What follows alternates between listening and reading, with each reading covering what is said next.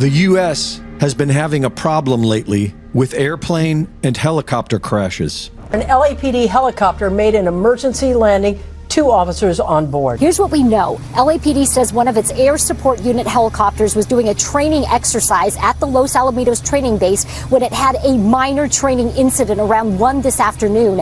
As a result, that pilot had to do an emergency landing. A plane crash on a South Texas highway injured 4 people. Now, that plane hit several cars when it landed on the access road of a highway in Victoria, southeast of San Antonio. The plane crash happened in an intersection adjacent to a freeway overpass. Pieces of the aircraft damaged 3 vehicles on the ground. Video initially showed the plane split at the fuselage. Both the Federal Aviation Administration and the National Transportation Safety Board looking into what caused the crash. Pilot is dead following a plane crash in Adams County. That's according to the Ohio State Highway Patrol, currently out there on the scene. The plane was a private aircraft. It went down in a wooded area near Savage Road in Bratton Township. This all happened around 3:30 p.m. The Federal Aviation Administration and the National Transportation Safety Board plan to investigate the crash. We now have an FAA report that a military helicopter and a regional jet have collided near Reagan National Airport. Yeah, you can see the moment of impact down there toward the bottom right-hand side of your screen. That's another plane taking off at the time. But when the camera zooms back out, you're going to see that explosion in just a moment. There it is, right there. So again, and you can see.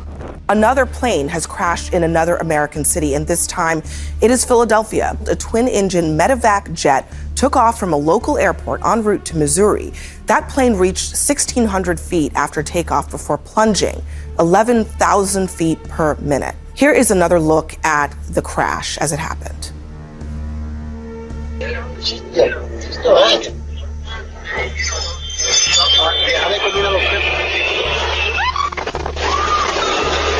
Fighter jet crash in Alaska. We're learning more about the crash and the pilot who survived. Here's ABC's Lionel Moise. Video circulating online shows the F-35 crashing at Eielson Air Force Base in Alaska, the pilot ejecting safely. Yet another community is heartbroken. Residents in Nome saying it's very tight-knit. Everyone is affected by this in some way, and now investigators are focused on figuring out why this happened. This morning, the U.S. Coast Guard releasing this photo of the mangled wreckage of the plane that vanished over open water in Alaska. 3 bodies of the 10 on board recovered. This is out of Wilmington, North Carolina, and we are told that Novant Health is now confirming a medical helicopter crash that happened last night with 3 people injured. Whether or not this is normal, it is being shown to us on the news more than usual, which is creating an emotional reaction.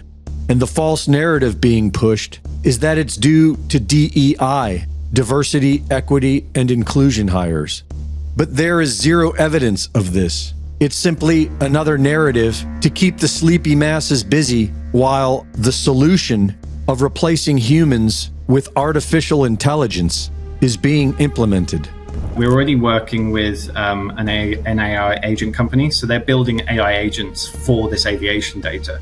So what you saw in America recently with the helicopter crash could have been easily preventable, because ultimately the data was there.